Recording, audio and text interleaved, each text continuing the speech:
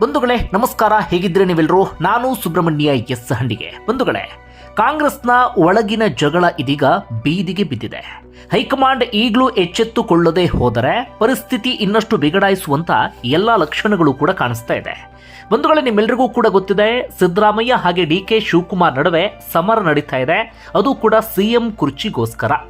ಇಲ್ಲಿಯವರೆಗೆ ಸಿಎಂ ಸಿದ್ದರಾಮಯ್ಯನವರ ಹೇಳಿಕೆಗೆ ಡಿಕೆ ಶಿವಕುಮಾರ್ ಕೌಂಟರ್ ಕೊಡೋದು ಅಥವಾ ಡಿಕೆ ಶಿವಕುಮಾರ್ ಹೇಳಿಕೆಗೆ ಸಿದ್ದರಾಮಯ್ಯ ಕೌಂಟರ್ ಕೊಡೋದು ಅಂಥದ್ದು ನಡೆದಿರಲಿಲ್ಲ, ಅಥವಾ ನೇರ ಸಮರ ಎನ್ನುವ ರೀತಿಯಾದಂಥ ಬೆಳವಣಿಗೆ ಕೂಡ ಆಗಿರಲಿಲ್ಲ. ಆದರೆ ಇವತ್ತು ಆ ಹಂತಕ್ಕೂ ಕೂಡ ಬಂದಿದೆ. ನಾಳೆ ನಾಡಿದ್ದು ಅನ್ನುವಷ್ಟರಲ್ಲಿ ಅದಿನ್ಯಾವ ರೂಪವನ್ನು ಪಡೆದುಕೊಳ್ಳುತ್ತೋ ಗೊತ್ತಿಲ್ಲ. ಇವತ್ತಾಗಿರುವಂತಹ ಪ್ರಮುಖ ಬೆಳವಣಿಗೆ ಏನು ಅಂತ ಗಮನಿಸ್ತಾ ಹೋಗೋದಾದ್ರೆ, ಡಿಕೆ ಶಿವಕುಮಾರ್ ಅವರ ಒಂದು ಪೋಸ್ಟ್ ಇವತ್ತು ಗಮನ ಸೆಳೆತು, ರಾಷ್ಟ್ರ ಮಟ್ಟದಲ್ಲಿ ಸುದ್ದಿ ಆಯಿತು. ಅದೇನು ಅಂದ್ರೆ, ಕೊಟ್ಟ ಮಾತನ್ನ ಉಳಿಸಿಕೊಳ್ಳುವುದೇ ಜಗತ್ತಿನ ಅತಿ ದೊಡ್ಡ ಶಕ್ತಿಯಾಗಿದೆ. ಜಡ್ಜ್ ಆಗಿರಲಿ, ಅಧ್ಯಕ್ಷರಾಗಿರಲಿ ಅಥವಾ ಯಾರೇ ಆಗಿರಲಿ, ನನ್ನನ್ನು ಸೇರಿಸಿ ಯಾರೇ ಆದ್ರೂ ಕೊಟ್ಟ ಮಾತಿನಂತೆ ನಡೆದುಕೊಳ್ಬೇಕು ಅಂತ ಸೋಷಿಯಲ್ ಮೀಡಿಯಾದಲ್ಲಿ ಒಂದು ಪೋಸ್ಟ್ ಮಾಡಿದ್ರು.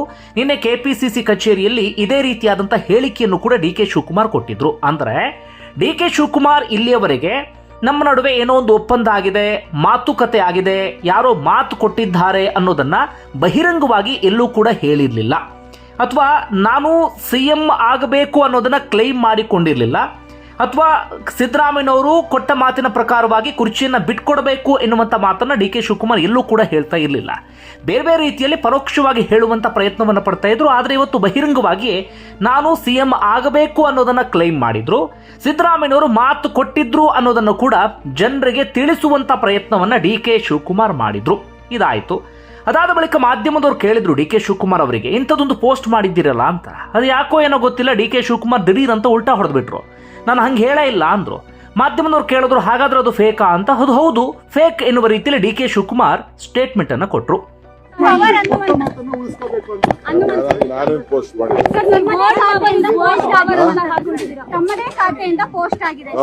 ನಾನು ಯಾವುದು ಪೋಸ್ಟ್ ಮಾಡಿಲ್ಲ.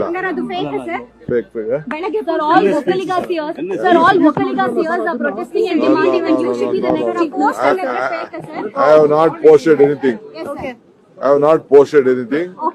ಒಟ್ಟು ಮಾತು ವಿಚಾರ ಯಾವುದು ನಾನು ಮಾತಾಡಕ್ ಹೋಗಿಲ್ಲ. I have not posted anything. ಇದು ಡಿ ಕೆ ಶಿವಕುಮಾರ್ ಕಡೆ ಆದಂತಹ ಬೆಳವಣಿಗೆ. ಇಷ್ಟು ಆದ ಮೇಲೆ ಸಾಕಷ್ಟು ವರ್ಷಗಳಿಂದ ರಾಜಕೀಯ ಪಟ್ಟನ್ನ ಪ್ರಯೋಗ ಮಾಡ್ತಿರುವಂತಹ ಸಿದ್ದರಾಮಯ್ಯನವರು ಸುಮ್ಮನೆ ಕೂತ್ಕೋತಾರ? ಇಲ್ಲ. ಯಾವಾಗ ಡಿ ಕೆ ಶಿವಕುಮಾರ್ ನೇರವಾಗಿ ಸವಾಲನ್ನ ಹಾಕಿದ್ರು ಅಥವಾ ನೇರವಾಗಿ ಒಂದು ಕೌಂಟರ್ ಕೊಡುವಂತ ಕೆಲಸವನ್ನ ಮಾಡಿದ್ರು, ಸಿದ್ದರಾಮಯ್ಯನವರು ಕೂಡ ಅದಕ್ಕೆ ತಿರುಗೇಟನ್ನ ಕೊಡುವಂತಹ ಕೆಲಸ ಅಥವಾ ಡಿ ಕೆ ಶಿವಕುಮಾರ್ ಅವರಿಗೆ ಒಂದು ರೀತಿಯಲ್ಲಿ ಎಚ್ಚರಿಕೆ ಕೊಡುವಂತ ಕೆಲಸವನ್ನ ತಮ್ಮ ಸೋಷಿಯಲ್ ಮೀಡಿಯಾ ಪೋಸ್ಟ್ ಮೂಲಕ ಮಾಡಿದ್ರು. ಅಲ್ಲಿಗೆ ಈ ಒಳ ಜಗಳ ಬೀದಿಗೆ ಬಿದ್ದಂತಾಗಿದೆ. ಸಿದ್ದರಾಮಯ್ಯನವರ ಪೋಸ್ಟ್ ಏನು ಅಂದ್ರೆ, ಸೂಕ್ಷ್ಮವಾಗಿ ಗಮನಿಸಿ. ಡಿ ಕೆ ಶಿವಕುಮಾರ್ ಹೇಳಿದ್ದೇನು ನೀವೆಲ್ಲರೂ ಕೂಡ ಗಮನಿಸಿದ್ರಿ. ಕೊಟ್ಟ ಮಾತನ್ನ ಉಳಿಸಿಕೊಳ್ಳುವುದೇ ಜಗತ್ತಿನ ದೊಡ್ಡ ಶಕ್ತಿ ಅಂದಿದ್ರಲ್ಲ, ಅದಕ್ಕೆ ಸಿದ್ದರಾಮಯ್ಯನವರು ಹೇಳ್ತಾ ಇರೋದೇನು ಅಂದ್ರೆ, ಒಂದು ಮಾತು ಜಗತ್ತಿಗೆ ಉತ್ತಮವಾಗದ ಹೊರತು ಅದು ಶಕ್ತಿಯಲ್ಲ. ಅಂದರೆ ಕೊಟ್ಟಂತ ಮಾತಿದೆಯಲ್ಲ, ಅದು ಜನರಿಗೆ ಉಪಯೋಗ ಆಗಬೇಕು ಅಥವಾ ಜನರಿಗೆ ಉತ್ತಮ ಆಗಬೇಕು ಎನ್ನುವ ರೀತಿಯಲ್ಲಿ ಮುಂದುವರೆದು ಸಿದ್ದರಾಮಯ್ಯನವರು ಹೇಳ್ತಾರೆ, ಶಕ್ತಿ ಯೋಜನೆಯು ನಮ್ಮ ರಾಜ್ಯದ ಮಹಿಳೆಯರಿಗೆ 600 ಕೋಟಿಗೂ ಹೆಚ್ಚು ಉಚಿತ ಪ್ರವಾಸಗಳನ್ನು ತಲುಪಿಸಿದೆ ಅಂತ ಘೋಷಿಸಲು ಹೆಮ್ಮೆ ಪಡ್ತೇನೆ ಅಂತ ಹೇಳ್ತಾರೆ. ಅಂದ್ರೆ ತಾವು ಮಾಡಿದಂಥ ಕೆಲಸವನ್ನ ಹೇಳ್ಕೊಳ್ತಿದ್ದಾರೆ. ಸರ್ಕಾರವನ್ನ ರಚಿಸಿದ ಮೊದಲ ತಿಂಗಳಿನಿಂದಲೇ ನಾವು ನಮ್ಮ ಭರವಸೆಗಳನ್ನ ಕಾರ್ಯರೂಪಕ್ಕೆ ತಂದಿದ್ದೇವೆ, ಪದಗಳಲ್ಲಿ ಅಲ್ಲ ಆದರೆ ನೆಲದ ಮೇಲೆ. ನನ್ನ ಮೊದಲ ಅವಧಿಯಲ್ಲಿ 165 ಭರವಸೆಗಳಲ್ಲಿ 157 ಈಡೇರಿಸಿದ್ದೇನೆ. ಅದಾದ ಬಳಿಕ 593ರಲ್ಲಿ 243 ಪ್ಲಸ್ ಭರವಸೆಗಳನ್ನು ಪೂರ್ಣಗೊಳಿಸಿದ್ದೇನೆ. ಈ ರೀತಿಯಾಗಿ ಹೇಳಿದ್ದಾರೆ. ಮುಂದುವರೆದು ಸೂಕ್ಷ್ಮವಾಗಿ ಗಮನಿಸಿ, ಕರ್ನಾಟಕದ ಜನರು ನೀಡಿದ ಜನಾದೇಶವು ಒಂದು ಕ್ಷಣವಲ್ಲ, ಆದರೆ 5 ಪೂರ್ಣ ವರ್ಷಗಳ ಜವಾಬ್ದಾರಿಯಾಗಿದೆ. ಮತ್ತೊಮ್ಮೆ ಓದ್ಲಾ? ಕರ್ನಾಟಕದ ಜನರು ನೀಡಿದ ಜನಾದೇಶವು ಒಂದು ಕ್ಷಣವಲ್ಲ, ಆದರೆ 5 ಪೂರ್ಣ ವರ್ಷಗಳ ಜವಾಬ್ದಾರಿಯಾಗಿದೆ. ನಾನು ಸೇರಿದಂತೆ ಕಾಂಗ್ರೆಸ್ ಜನರ ಪರವಾಗಿ ಸಹಾನುಭೂತಿ, ಸ್ಥಿರತೆ ಮತ್ತು ಧೈರ್ಯದಿಂದ ನಡೆದುಕೊಳ್ತಿದೆ. ಕರ್ನಾಟಕಕ್ಕೆ ನಮ್ಮ ಮಾತು ಒಂದು ಘೋಷಣೆಯಲ್ಲ, ಅದು ನಮ್ಮ ಜಗತ್ತನ್ನ ಅರ್ಥೈಸುತ್ತದೆ ಎನ್ನುವ ರೀತಿಯಲ್ಲಿ ಟ್ವೀಟ್ ಮಾಡುವ ಮೂಲಕ ಡಿ ಕೆ ಶಿವಕುಮಾರ್ ಅವರಿಗೆ ನೇರವಾದಂಥ ಕೌಂಟರ್. ಯಾವುದೇ ಪರೋಕ್ಷ ಮತ್ತೊಂದು ಮಗದೊಂದು ಇಲ್ಲ, ಡೈರೆಕ್ಟ್ ಹಿಟ್ ಈಗ ಸಿದ್ದರಾಮಯ್ಯನವರು ಕೊಟ್ಟಿದ್ದಾರೆ. ಅಂದರೆ ಸಿದ್ದರಾಮಯ್ಯನವರು ಬಹಳ ಸ್ಪಷ್ಟವಾಗಿ ಹೇಳ್ತಿದ್ದಾರೆ, ನನಗೆ 2.5 ವರ್ಷನೋ ಮುಖ್ಯಮಂತ್ರಿ ಸ್ಥಾನ ಕೊಟ್ಟಿದ್ದಲ್ಲ, 5 ವರ್ಷಗಳವರೆಗೆ ಅವಕಾಶವನ್ನು ಮಾಡಿಕೊಟ್ಟಿದ್ದಾರೆ ಅಂತ. ಇದನ್ನು ಗಮನಿಸ್ತಾ ಇದ್ರೆ ನಾ ಕೊಡೆ ನೀ ಬಿಡೆ ಎನ್ನುವ ರೀತಿಯಲ್ಲಿ ಆಗಿದೆ. ಎಲ್ಲಿವರೆಗೆ ಬಂದಿದೆ ಅಂದರೆ ಈಗ ರಾಜ್ಯದ ಬೆಳವಣಿಗೆಯನ್ನು ನಾವೆಲ್ಲರೂ ಕೂಡ ಸೀರಿಯಲ್ ರೀತಿಯಲ್ಲಿ ನೋಡ್ತಾ ಇದ್ದೇವೆ. ಇವತ್ತು ಈ ಎಪಿಸೋಡು, ನಾಳೆ ಇನ್ನೊಂದು ಎಪಿಸೋಡು ಅಂತ ಈ ಸೀರಿಯಲ್ಗೆ ನಾ ಕೊಡೆ ನೀ ಬಿಡೆ ಅಂತ ಹೆಸರನ್ನು ಇಡಬಹುದು ಅಂತ ಕಾಣುತ್ತೆ. ಡಿ ಕೆ ಶಿವಕುಮಾರ್ ತಮ್ಮ ಪಟ್ಟನ್ನು ಸಡಿಲಿಸ್ತಾ ಇಲ್ಲ. ಇತ್ತ ಸಿದ್ದರಾಮಯ್ಯ ಕೂಡ ಕುರ್ಚಿ ಬಿಟ್ಕೊಡುವಂಥ ಯಾವುದೇ ಲಕ್ಷಣಗಳು ಕೂಡ ಕಾಣಿಸ್ತಾ ಇಲ್ಲ. ಇದು ತೀವ್ರ ಹಂತಕ್ಕೆ ಹೋಗಿ ಸ್ಫೋಟಗೊಳ್ಳುವಂಥ ಎಲ್ಲ ಸಾಧ್ಯತೆಗಳು ಕೂಡ ಕಾಣಿಸ್ತಾ ಇದೆ. ಇದನ್ನು ಗಮನಿಸ್ತಾ ಇದ್ರೆ ಡಿ ಕೆ ಶಿವಕುಮಾರ್ ಅವರೇ ಮೆದುವಾಗಬೇಕು ಹೊರತಾಗಿ ಸಿದ್ದರಾಮಯ್ಯನವರಂತೂ ಬಗ್ಗುವಂಥ ಸಣ್ಣ ಲಕ್ಷಣವೂ ಕೂಡ ಕಾಣಿಸ್ತಾ ಇಲ್ಲ. ಈಗ ಆಗ್ತಿರುವಂಥ ಚರ್ಚೆ ಅದೇ. ಡಿ ಕೆ ಶಿವಕುಮಾರ್ ಹೇಳ್ತಿರೋ ಪ್ರಕಾರ ಅಥವಾ ಅವರ ಸಹೋದರ ಹೇಳ್ತಿರೋ ಪ್ರಕಾರ ಏನೋ ಒಂದು ಒಪ್ಪಂದ ಆಗಿದೆ, ಏನೋ ಒಂದು ಮಾತುಕತೆ ಆಗಿದೆ 5-6 ಜನರ ನಡುವೆ ಅಂತ. ಸಿದ್ದರಾಮಯ್ಯನವರು ಹೇಳ್ತಿದ್ದಾರೆ ಇಲ್ಲ, ಅಂಥದ್ದು ಏನೂ ಕೂಡ ಆಗಿಲ್ಲ ಅಂತ. ಈಗ ನಿಜವಾಗ್ಲೂ ಅಂಥದ್ದೊಂದು ಒಪ್ಪಂದ ಆಗಿದೆಯಾ? ಒಪ್ಪಂದ ಆಗಿದ್ದು ಹೌದಾದರೆ ಅದನ್ನು ಬಹಿರಂಗವಾಗಿ ಹೇಳಬೇಕಾದಂಥವ್ರು ಯಾರು?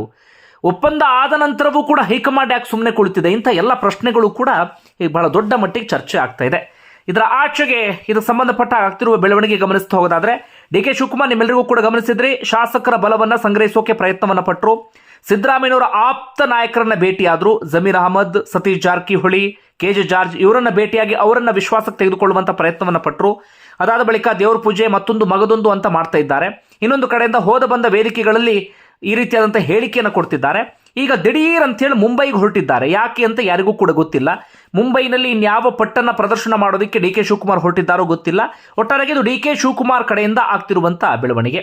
ಅತ್ತ ಸಿದ್ದರಾಮಯ್ಯನವರ ಆಪ್ತ ಬಣದ ಶಾಸಕರು ಸಭೆ ಮೇಲೆ ಸಭೆ ಮಾಡ್ತಾ ಇದ್ದಾರೆ. ಅಹಿಂದ ನಾಯಕರು ಬಹಿರಂಗವಾಗಿ ಹೇಳಿಕೆಯನ್ನು ಕೊಡೋದಕ್ಕೆ ಶುರು ಮಾಡ್ಕೊಂಡಿದ್ದಾರೆ. ಈ ರೀತಿಯಾಗಿ ಸಿದ್ದರಾಮಯ್ಯನವರ ಕಡೆಗೆ ಒಂದಷ್ಟು ಬೆಳವಣಿಗೆ ಆಗ್ತಾ ಇದೆ. ಅದರ ನಡುವೆ ಮಲ್ಲಿಕಾರ್ಜುನ ಖರ್ಗೆ ಬಹಳ ಸ್ಪಷ್ಟವಾಗಿ ಹೇಳಿದ್ರು, ಹೌದು ಒಳ ಜಗಳ ನಡೀತಿರೋದು ಹೌದು ಎನ್ನುವ ರೀತಿಯಲ್ಲಿ. ಹಾಗೆ ಇಬ್ಬರನ್ನು ಕೂಡ ನಾವು ದೆಹಲಿಗೆ ಕರೆದು ಸಂಧಾನ ಸಭೆ ಮಾಡ್ತೀವಿ ಎನ್ನುವ ರೀತಿಯಲ್ಲಿ ಹೇಳ್ತಿದ್ದಾರೆ. ಹೆಚ್ಚು ಕಡಿಮೆ ನಾಡಿದ್ದು ಈ ಸಭೆ ನಡೆಯುತ್ತೆ ಎನ್ನುವಂಥ ಮಾತುಗಳು ಕೇಳಿಬರ್ತಾ ಇದೆ. ಆ ಸಭೆಯಲ್ಲಿ ಏನಾಗುತ್ತೋ ಏನೋ ಗೊತ್ತಿಲ್ಲ. ಇದು ಒಂದು ಬೆಳವಣಿಗೆ. ಇದರ ಆಚೆಗೆ ಈಗ ಸ್ವಾಮೀಜಿಗಳು ಕೂಡ ಅಖಾಡಕ್ಕೆ ಎಂಟ್ರಿ ಕೊಟ್ಟಿದ್ದಾರೆ. ಬೇರೆ ವಿಚಾರದಲ್ಲಾದರೂ ಬರೋದಿಲ್ಲ. ಯಾರಿಗಾದರೂ ಅನ್ಯಾಯ ಆಗಿದೆ ಅಂದಾಗ ಅಥವಾ ಸಮಾಜದಲ್ಲಿ ಅಂದರೆ ಅವರದ್ದೇ ಸಮಾಜದಲ್ಲಿ ಅಥವಾ ಅವರ ಸಮುದಾಯದಲ್ಲಿ ಯಾರಿಗಾದರೂ ಮೋಸ ಆಗಿದೆ, ಇನ್ನೊಂದೇನೋ ಆಗಿದೆ ಅಂದಾಗ ಯಾರೂ ಮಾತಾಡಲ್ಲ, ತುಟಿಕ್ ಪಿಟಿಕ್ ಅನ್ನಲ್ಲ, ಬಾಯಿಗೆ ಒಮ್ಮೆ ಜಿಪ್ ಹಾಕೊಂಡು ಇದ್ದು ಬಿಡ್ತಾರೆ. ಆದರೆ ರಾಜಕೀಯ ಅಂತ ಬಂದಾಗ ಕಾವಿ ಧರಿಸಿದ್ದಾಗಿಯೂ ಕೂಡ ರಾಜಕೀಯದಲ್ಲಿ ನೇರವಾಗಿ ಎಂಟ್ರಿ ಕೊಟ್ಟು ಬಿಡ್ತಾರೆ. ನಮ್ಮವ್ರಿಗೆ ಅದಾಗಬೇಕು, ನಮ್ಮವ್ರಿಗೆ ಇದಾಗಬೇಕು ಎನ್ನುವ ರೀತಿಯಲ್ಲಿ. ನಿರ್ಮಲಾನಂದ ಶ್ರೀಗಳು ಹೇಳ್ತಿದ್ದಾರೆ ಡಿ ಕೆ ಶಿವಕುಮಾರ್ ಮುಖ್ಯಮಂತ್ರಿ ಆಗಬೇಕು ಅಂತ ನೇರವಾಗಿ ಹೇಳ್ತಿದ್ದಾರೆ. ಇನ್ನೊಂದು ಕಡೆಯಿಂದ ಕಾಗಿನೆಲೆ ಶ್ರೀಗಳು ಹೇಳ್ತಿದ್ದಾರೆ ಸಿದ್ದರಾಮಯ್ಯನವರು ಯಾಕೆ ಬಿಟ್ಕೊಡ್ಬೇಕು ಎನ್ನುವ ರೀತಿಯಲ್ಲಿ ಅವರು ಪ್ರಶ್ನೆಯನ್ನು ಮಾಡ್ತಿದ್ದಾರೆ. ಈ ರೀತಿಯಾಗಿ ಸ್ವಾಮೀಜಿಗಳು ಕೂಡ ಇದೀಗ ಅಖಾಡಕ್ಕೆ ಎಂಟ್ರಿ ಕೊಟ್ಟ ರೀತಿಯಲ್ಲಿ ಆಗಿದೆ. ಸದ್ಯಕ್ಕೆ ಆಗಿರುವಂಥ ಬೆಳವಣಿಗೆ ಇದು. ಇದರ ಆಚೆಗೆ ರಾಜಕೀಯ ವಿಶ್ಲೇಷಕರು ಹೇಳ್ತಿರುವಂಥ ಪ್ರಕಾರ ಯಾವುದೇ ಕಾರಣಕ್ಕೂ ಸಿದ್ದರಾಮಯ್ಯನನ್ನು ಕೆಳಗಿಳಿಸೋದಿಲ್ಲ ಎನ್ನುವಂಥ ಮಾತು. ಯಾಕಂದರೆ ಹೆಚ್ಚು ಕಡಿಮೆ 100ರಿಂದ 120 ಕ್ಷೇತ್ರದಲ್ಲಿ ಅಹಿಂದ ಮತ ಪ್ರಮುಖ ಸ್ಥಾನವನ್ನು ವಹಿಸುತ್ತೆ. ಅಲ್ಪಸಂಖ್ಯಾತರು, ಹಿಂದುಳಿದವರು, ದಲಿತರು ಅವರು ಒಂದು ಹಂತಕ್ಕೆ ಸಿದ್ದರಾಮಯ್ಯನವರ ಬೆನ್ನಿಗೆ ನಿಂತ್ಕೊಂಡಿದ್ದಾರೆ. ಅದನ್ನೇನಾದರೂ ಶೇಕ್ ಮಾಡಿದ್ವಿ ಅಂತಾದರೆ ಇರೋದೇ ಅಧಿಕಾರದಲ್ಲಿ 3 ರಾಜ್ಯದಲ್ಲಿ ಹಿಮಾಚಲ ಪ್ರದೇಶ, ತೆಲಂಗಾಣ, ಕರ್ನಾಟಕ. ಸಿದ್ದರಾಮಯ್ಯನವರು ಡಿಸ್ಟರ್ಬ್ ಮಾಡಿದ್ರೆ ಬಹಳ ದೊಡ್ಡ ಸಮಸ್ಯೆ ಆಗಬಹುದು ಎನ್ನುವ ರೀತಿಯಲ್ಲಿ ಅವರು ಯೋಚನೆ ಮಾಡ್ತಿದ್ದಾರೆ. ಹಾಗಾದರೆ ಡಿ ಕೆ ಶಿವಕುಮಾರ್ ಅವರಿಗೆ ಏನು ಮಾಡೋದು ಅನ್ನುವಂಥ ಒಂದಷ್ಟು ಯೋಚನೆ ಇದೆ ಅವರಿಗೆ. KPCC ಅಧ್ಯಕ್ಷ ಸ್ಥಾನ ಮುಂದುವರಿಸ್ತೀವಿ, ಅದೇ ರೀತಿಯಾಗಿ ಮುಂದಿನ ಚುನಾವಣೆ 2028ರ ಚುನಾವಣೆ ಸಂದರ್ಭದಲ್ಲಿ ನೀವು ಹೇಳಿದಂಥವರಿಗೆ ಟಿಕೆಟ್ ಕೊಡ್ತೀವಿ ಅಥವಾ ಟಿಕೆಟ್ ವಿಚಾರದಲ್ಲಿ ಸಂಪೂರ್ಣ ಸ್ವಾತಂತ್ರ್ಯ ಕೊಡ್ತೀವಿ, ನಿಮ್ಮ ವಿಚಾರದಲ್ಲಿ ಬೇರೆಯವರಿಗೆ ಹಸ್ತಕ್ಷೇಪ ಮಾಡೋದಕ್ಕೆ ಬಿಡೋದಿಲ್ಲ, 2028ಕ್ಕೆ ನಿಮ್ಮ ನೇತೃತ್ವದಲ್ಲಿ ಚುನಾವಣೆ ನಡೆಯುತ್ತೆ, ಈ ರೀತಿಯಾಗಿ ಸಮಾಧಾನ ಪಡಿಸಿ ಕಳಿಸುವಂಥ ಸಾಧ್ಯತೆ ಇದೆ ಎನ್ನುವಂಥ ಮಾತುಗಳು ಕೇಳಿಬರ್ತಾ ಇದೆ. ಇಲ್ಲ ಆಗದೇ ಇಲ್ಲ, ಸಿದ್ದರಾಮಯ್ಯವ್ರ ಕುರ್ಚಿ ಬಿಡಲೇಬೇಕು ಅಂದರೆ ಇತ್ತ ನಾನು ಕುರ್ಚಿ ಬಿಡೋದಕ್ಕೆ ರೆಡಿ ಇದ್ದೀನಿ, ಡಿ ಕೆ ಶಿವಕುಮಾರ್ ಮಾತ್ರ CM ಆಗಬಾರ್ದು ಅಂತ ಸಿದ್ದರಾಮಯ್ಯವ್ರನ್ನ ಹಠ ಹಿಡಿದು ಕುಳಿತುಕೊಂಡ್ರೆ ಇಬ್ಬರ ಜಗಳ 3ನೇವರಿಗೆ ಲಾಭ ಎನ್ನುವ ರೀತಿಯಲ್ಲಿ ದಲಿತ CM ವಿಚಾರ ಮುನ್ನೆಲೆಗೆ ಬಂದು ಕೊನೆಗೆ ಮಲ್ಲಿಕಾರ್ಜುನ ಖರ್ಗೆ ಅವರಿಗೋ ಡಾಕ್ಟರ್ G ಪರಮೇಶ್ವರ್ ಅವರಿಗೋ ಮುಖ್ಯಮಂತ್ರಿ ಪಟ್ಟ ಒಲಿಯುವಂಥ ಸಾಧ್ಯತೆ ಇದೆ ಎನ್ನುವಂಥ ಮಾತುಗಳು ಮಾತ್ರ ಕೇಳಿಬರ್ತಾ ಇದೆ. ಅಂದರೆ ರಾಜಕೀಯ ವಿಶ್ಲೇಷಕರ ಪ್ರಕಾರ ಡಿ ಕೆ ಶಿವಕುಮಾರ್ CM ಆಗುವಂಥ ಸಾಧ್ಯತೆ ತೀರಾ ಕಡಿಮೆ. ಒಂದು ಸಿದ್ದರಾಮಯ್ಯನವರು ಮುಂದುವರಿತಾರೆ, ಇಲ್ಲ ಸಿದ್ದರಾಮಯ್ಯನವರು ಕುರ್ಚಿಯಿಂದ ಕೆಳಗಿಳಿದ್ರೆ ಪರಮೇಶ್ವರ್ ಅವರಿಗೂ ಮಲ್ಲಿಕಾರ್ಜುನ ಖರ್ಗೆ ಅವರಿಗೂ ಆ ಸ್ಥಾನ ಒಲಿಯುತ್ತೆ ಎನ್ನುವಂಥ ಮಾತು. ಬಂಧುಗಳು, ನಿಮ್ಗೆ ಏನಿಸ್ತದೆ ನನ್ನ ಕಮೆಂಟ್ ಬಾಕ್ಸಲ್ಲಿ ಮೆನ್ಷನ್ ಮಾಡಿ. ಧನ್ಯವಾದ ವಿಡಿಯೋ ನೋಡಿದ್ದಕ್ಕಾಗಿ.